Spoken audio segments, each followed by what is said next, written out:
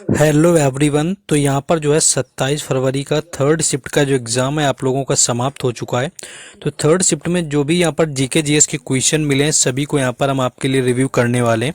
बस आप लोगों को वीडियो के लास्ट तक बने रहना है, शेयर कर देना है, साथ ही साथ क्या करना है कि आपको वीडियो को लाइक कर देना है। चलिए शुरू करते हैं। पहला क्वेश्चन जो आपका यहाँ पर पूछा गया था, देखिए पहला क्वेश्चन आपका संविधान से आया हुआ था कि संविधान के किस भाग में संशोधन दिया गया है, यानी कि संशोधन का जो बारे में बात करी गई है संविधान के अंदर, वो संविधान के कौन से भाग में करी गई है। तो भाग की बात करें तो भाग जो 20 है यहाँ पर राइट आंसर था, यानी कि संविधान के भाग 20 में संविधान संशोधन की बात करी गई है।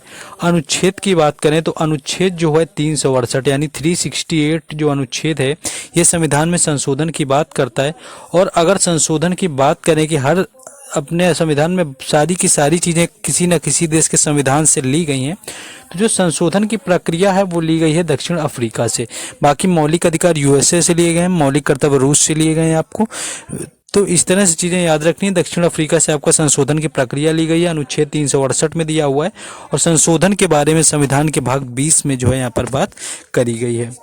नेक्स्ट क्वेश्चन आगे आ जाते हैं हम लोग। नेक्स्ट क्वेश्चन है आईएएफ की दूसरी महिला ऑफिसर कौन है जो कि एयर मार्शल बनी हुई है। यहाँ पर ये बात करी गई एयर मार्शल, यानी अगर बात करें कि इंडियन जो एयर फोर्स है उसमें कौन सी ऐसी दूसरी महिला है जो कि एयर मार्शल के पद पर गई है। तो साधना यहाँ पर राइट आंसर हो जाएगा। ऑप्शन में आपको साधना दिया होगा जो कि राइट आंसर था। ये दूसरे नंबर की महिला है जो कि एयर मार्शल बनी हुई है। दूसरे नंबर की पूछिए साधना, इसका राइट आंसर था। और अगर आपसे कभी पहला पूछ देता है कि पहला कौन था, तो पहली थी पद्मा यहाँ पर बंदोपाध्याय।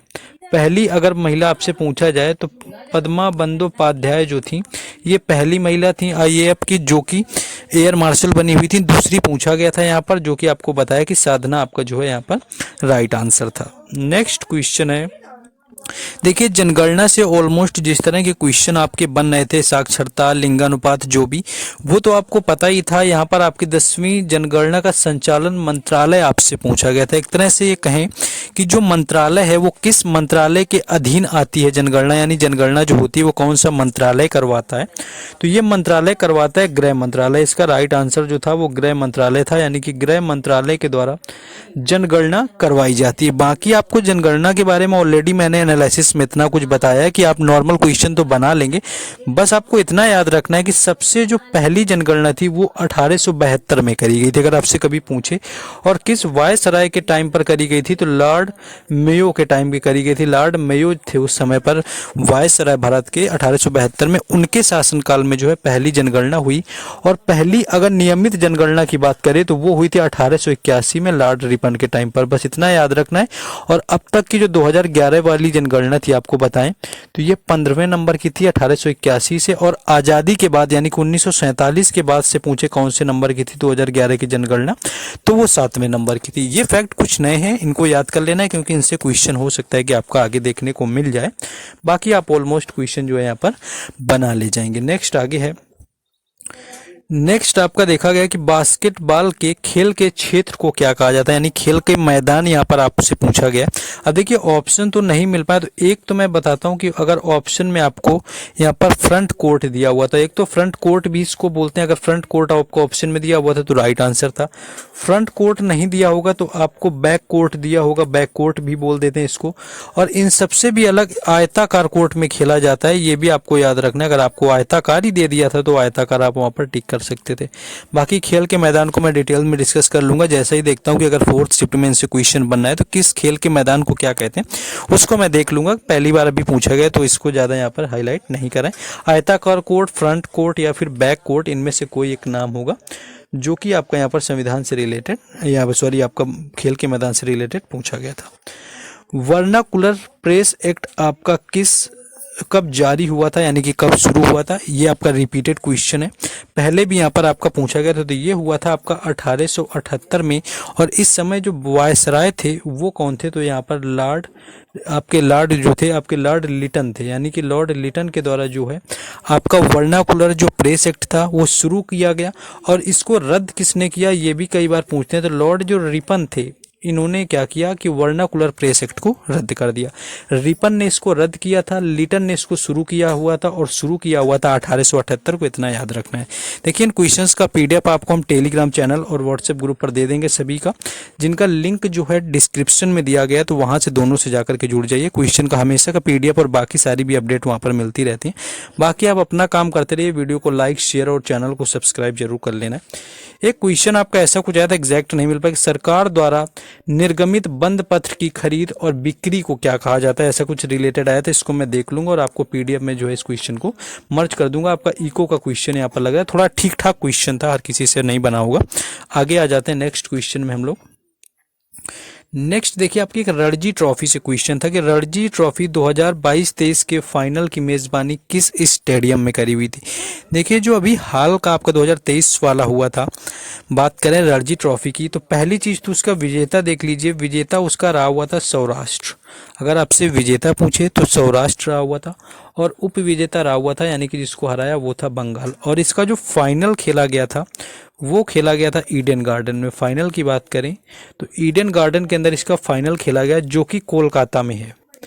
इतना आपको याद रखना है। हो सकता है कि अगर मैं कंफ्यूजन में हूं कि अगर आपको ये ना दिया हो, शायद आपसे इससे पहले का पूछ लिया हो, तो फिर उसकी मेज़बानी जो रणजी की वो सिक्किम ने करी हुई थी। तो आपको देख लेना है कि सिक्किम वाले रणजी की बात करी थी या इसकी अभी जो आपका अभी हुआ है हाल में, जिसकी मेज़बानी ईडन गार्डन कोलकाता में जिसका फाइनल खेला गया, सौराष्ट्र विजेता रहा हुआ था और बंगाल जो है उप विजेता रहा हुआ होगा। क्योंकि देखिए क्या होता है ना कि क्वेश्चन जो स्टूडेंट भेजता है तो थोड़े वहाँ पर प्रॉब्लम भी हो जाती है, ऊपर नीचे हो जाता है थोड़ा बहुत। तो जिनका एग्जाम था वो लोग अपना कंफर्म करके बता देंगे आके, और सारे क्वेश्चन बताएंगे। एक जरिया है, हम लोग कमेंट में आकर के एक दूसरे से बात कर सकते हैं, पूछ सकते हैं बाकी क्वेश्चन। ये देखिए आपका क्वेश्चन फिर से रिपीट हो गया। एक दिन तो ये क्वेश्चन देखने को मिला हुआ था, मैंने करवाया भी था आपको, कि जल्लीकट्टू का संबंध किस त्योहार से। अभी 2 दिन पहले ही ये क्वेश्चन पूछा गया, ऐसा नहीं है कि इससे आपका ये तो ये पोंगल में किया जाता है। ये आपसे यहाँ से त्योहार पिछली बार ही पूछा था कि जो जल्लीकट्टू होता है वो किस त्योहार पर किया जाता है। इसमें देखिए जल्लीकट्टू का सभी को पता होगा,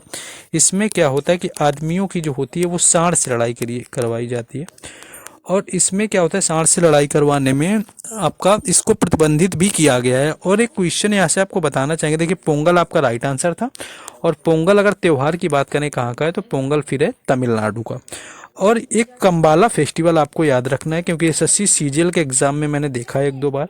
कंबाला जो फेस्टिवल है ये कर्नाटक का होता है। इसमें क्या होता है कि जुते हुए खेत होते हैं और उनमें भैंसों की दौड़ करवाई जाती है। तो ऐसे ही क्वेश्चन पूछता है कि किस त्योहार में भैंसों की दौड़ करवाई जाती है, कंबाला त्योहार में, वो किस राज्य से संबंधित है, तो वो कर्नाटक से आपका संबंधित होता है।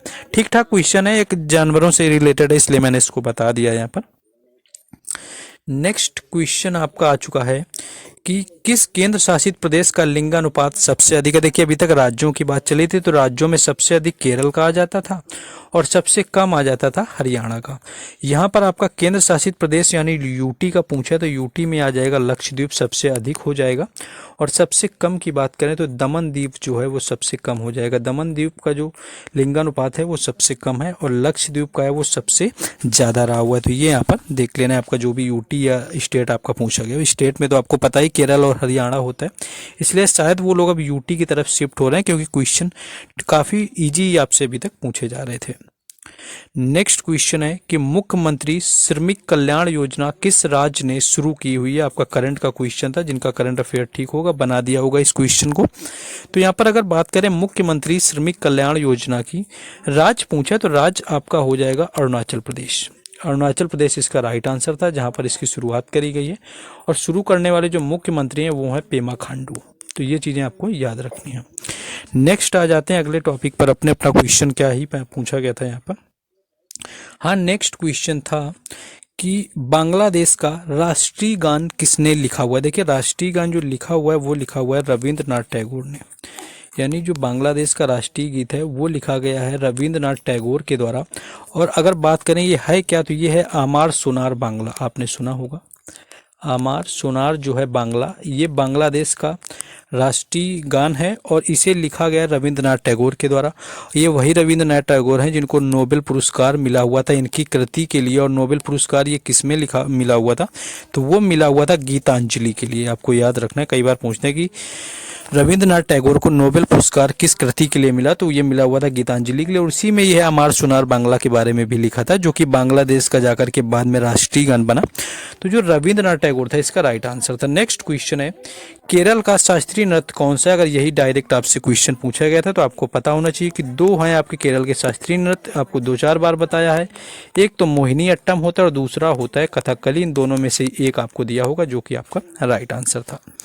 नेक्स्ट क्वेश्चन है, कला के क्षेत्र में आपका दिए जाने वाले पुरस्कार कौन सा है? ऑप्शन तो नहीं पता है आपका। साहित्य अकादमी भी होता है, पुरस्कार होता है, ललित कला अकादमी भी पुरस्कार होता है, और भी कई तरह के पुरस्कार होते हैं। तो जो भी आपसे पूछा गया ऑप्शन क्या थे आप लोगों को यहाँ पर बता देना है। नेक्स्ट क्वेश्चन था कि मौर्य वंश का द्वितीय शासक पूछा था यहाँ पर। तो पहला शासक था आपका चंद्रगुप्त मौर्य, ये तो आपको पता ही था, चंद्रगुप्त मौर्य ने स्थापना करी हुई थी।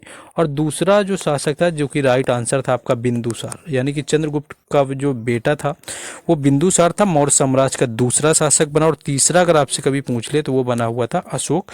और आपके मौर्य वंश के बाद आया हुआ था शुंग वंश, जिसकी स्थापना करी पुष्यमित्र शुंग से। और मौर्य साम्राज्य के पहले आया था नंद वंश, जिसका अंतिम शासक था घनानंद, जिसको चंद्रगुप्त मौर्य ने ही हराया, चाणक्य की मदद लेकर, अकेले नहीं हराया था।